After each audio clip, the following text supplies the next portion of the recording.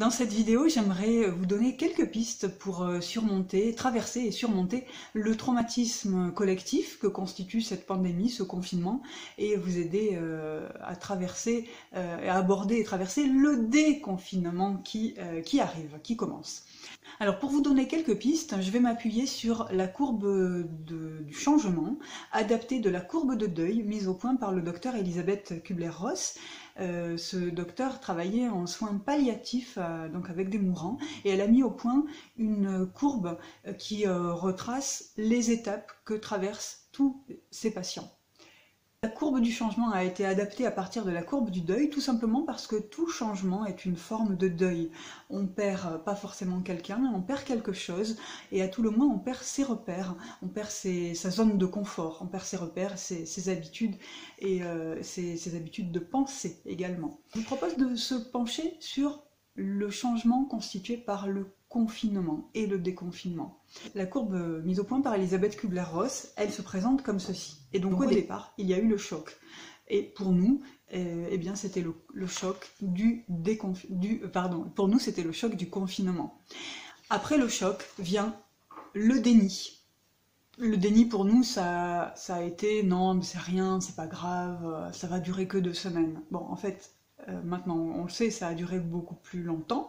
Et donc là, on est entré dans la 3e étape décrite par Elisabeth Kubler-Ross, une étape d'émotions négatives. Donc bien sûr, la colère, les peurs, la tristesse, la colère due à un mécontentement sur le traitement de la crise, le manque de masques, les mensonges, les peurs d'attraper le virus, les peurs que nos proches attrapent le virus, les peurs de perdre son emploi, voilà, elles sont légion on ne les compte plus. Et puis la tristesse liée pour beaucoup à la solitude ou à des relations qui se sont mal passées, des relations difficiles, on arrive à un abattement. Donc vous voyez là le fond de la courbe, l'abattement. Et peut-être que pour vous, ce confinement a été difficile, peut-être qu'il a été un enfer. Par exemple, si vous avez travaillé en télétravail et que c'était compliqué pour vous dans les relations avec votre employeur ou dans les relations avec vos enfants, si vous avez dû faire les devoirs à vos enfants en même temps, voilà, peut-être que c'était très stressant. Ça a peut-être été un enfer aussi si vous n'avez pas été confiné, c'est-à-dire si vous avez travaillé en tant que soignant ou dans d'autres métiers du soin et de l'accompagnement des personnes, donc en hôpital, en EHPAD, en maison de retraite, dans la vente en supermarché, si vous travaillez dans le nettoyage, peur de perdre votre travail ou de ne pas trouver de travail si vous êtes en recherche d'emploi, par exemple, et j'en oublie plein. Et donc dans tous ces cas-là, eh bien vous avez subi un énorme stress qui s'apparente à un véritable traumatisme. Nos enfants aussi ont subi quelque chose qui s'apparente à un traumatisme. Et donc la première chose à faire pour se relever du traumatisme et pour reconstruire quelque chose, la première chose à faire, c'est de regarder 2 choses. D'abord, regardez vos forces. Vous avez fait preuve de force, de qualité assez extraordinaire dans tous ces cas-là. Et c'est important de les regarder, de les reconnaître et de reconnaître que ouais, vous avez assuré, vous avez réussi, vous avez tenu le choc. Et puis, deuxième chose, comme vous n'êtes pas des héros, des surhommes, des surfemmes, eh bien, va falloir regarder vos besoins et en prendre soin et combler vos besoins souvent primaires, physiologiques, de repos, de ressourcement. Voilà, donc vos forces et vos besoins. Et donc après ce moment d'abattement, peut-être que vous avez commencé à aborder la phase suivante, courbe de deuil, la courbe de changement. La phase suivante, c'est le marchandage. Le marchandage, ça n'a rien de négatif, c'est juste une façon de considérer les pertes et les gains.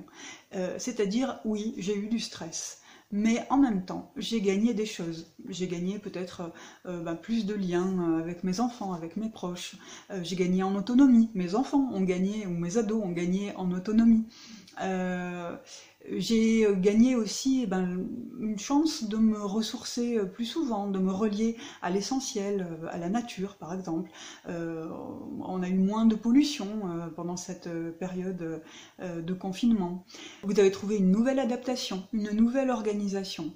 Et Voilà, vous avez trouvé donc des ressources nouvelles pour faire face à ces contraintes, à ces empêchements et à ces obligations. Et donc ça, c'est une force d'adaptation que peut-être vous ne connaissiez pas avant. Et donc, nous en sommes là, dans cette phase de marchandage, et tout à coup, patatras, on repart au début. Le début, c'est-à-dire le haut de la courbe, c'est-à-dire de nouveau le déconfinement. De nouveau un changement, le déconfinement. Alors le déconfinement, évidemment, on l'attendait, on l'espérait, donc c'est pas un choc, c'est pas un traumatisme, sauf qu'il n'est pas tel qu'on l'attendait, tel qu'on l'espérait. C'est pas un déconfinement où on va pouvoir retourner au restaurant, au théâtre, voir des concerts et s'embrasser les uns les autres. Non, c'est un confinement très contraint et très limité, et avec des masques, voilà. Et donc ça fait ressurgir de nouveau les émotions négatives. La colère, pourquoi c'est géré comme ça? La peur, est-ce que je vais finalement attraper le virus ou mes proches vont-ils l'attraper? La peur peut-être de voir tout le monde masqué dans la rue, au bureau. Peut-être que ça va générer plus de tristesse, plus de sentiment de solitude avec cette distanciation sociale qui va s'installer.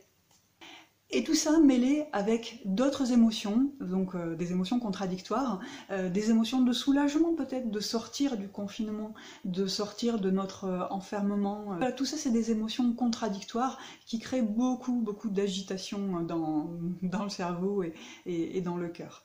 Et donc ça, il va falloir de nouveau les gérer, ces émotions contradictoires. Et quand je dis gérer, pour ceux qui m'écoutent, qui suivent mes vidéos, ça veut pas dire contrôler, surtout pas, ça veut pas dire les mettre sous le tapis et les oublier. Ça veut dire, au contraire, les accueillir, les laisser se transformer tranquillement. Cette transformation des émotions, cet apaisement des émotions va vous permettre à nouveau le marchandage, l'acceptation et la reconstruction qui sont les deux dernières étapes de la courbe du changement. Alors pour cela, je vous propose une question simple. Est-ce que je veux revenir à ma vie d'avant ? Alors peut-être beaucoup d'entre vous vont me dire oui, je voudrais vraiment retrouver ma vie d'avant. Tout simplement parce que c'est notre zone de confort. La zone de confort, c'est ce que nous connaissons, ce à quoi nous sommes habitués, ce qui nous rassure, même si c'est désagréable et même si c'est pénible, hein, c'est paradoxal. En tout cas, voilà, notre zone de confort, c'était notre vie d'avant. Mais est-ce que vous étiez tellement heureux, vraiment heureux, heureuse dans cette vie d'avant? Est-ce qu'il n'y a pas des choses que vous avez découvertes pendant le confinement et finalement qui vous ont bien plu, qui ont constitué une nouvelle zone de confort, quelque chose que vous aimeriez garder? Et la deuxième question que vous pouvez vous poser, c'est celle-là. Qu'est-ce que je veux garder et qu'est-ce que je veux changer? Et troisième question, dans ce que je veux garder ou changer, qu'est-ce qui dépend de moi? Et ça va vous permettre d'aborder l'avant-dernière période de la courbe du changement, c'est l'acceptation. Acceptation, ça ne veut pas dire qu'on doit tout accepter, ça ne veut pas dire qu'on est d'accord. Ça veut dire juste prendre la mesure de ce qui est et de ce sur quoi on n'a pas de prise. Donc accepter le monde tel qu'il est. Le monde a changé, que nous le voulions ou non, c'est comme ça. La question c'est que voilà, le monde a changé et qu'est-ce qu'on peut faire aujourd'hui avec ce nouveau monde? Et donc la question de l'acceptation, elle est cruciale, parce que tant qu'on n'accepte pas le changement de ce monde, on ne peut pas construire autre chose, ou on ne peut pas reconstruire le monde, ce qu'on appelle aujourd'hui, ce qu'on appelle le monde d'après. Accepter, alors pourquoi accepter c'est important? À mon sens, ça a à voir avec les émotions. C'est que quand on accepte, les émotions peuvent s'apaiser. Alors que quand on n'accepte pas, les émotions restent, les émotions négatives, hein, je veux dire, les émotions négatives restent très actives, elles sont réactivées sans cesse. Or, ces émotions négatives, la peur, la colère, la tristesse, elles brouillent notre cerveau. Elles empêchent une clarté d'esprit, elles empêchent un apaisement intérieur et elles empêchent donc d'imaginer et de construire ce fameux monde d'après. Et donc accepter permet déjà de calmer les émotions et donc de passer à la dernière phase de la courbe de deuil, la courbe de changement. qui est la reconstruction. Et la reconstruction, elle va se faire à partir de cette dernière question, dans ce que je veux changer ou dans ce que je veux garder. Qu'est-ce qui dépend de moi? Qu'est-ce que moi je peux faire? Il y a des choses qui ne dépendent pas de vous, puisque justement la situation de déconfinement est très contraignante. Donc beaucoup de choses ne dépendent pas de vous, mais il y a des choses qui dépendent de vous. Et peut-être ne serait-ce que votre regard, votre façon de voir les choses, votre attitude, ça, en tout cas, oui, ça dépend de vous. Et donc, qu'est-ce que vous pouvez modifier pour garder ce qui a été bon, ce qui a été agréable, ce qui a été constructif pendant cette période de confinement, et que vous pouvez garder pendant le déconfinement et même après. Si cette vidéo vous a plu, vous a intéressé, vous a aidé, n'hésitez pas à liker, commenter, partager et vous abonner à ma chaîne. Et je vous dis à la semaine prochaine où je vous parlerai d'un moyen de soutenir vos proches pendant cette épreuve et pendant, d'ailleurs ça marche pour toutes les épreuves. Voilà, à la semaine prochaine.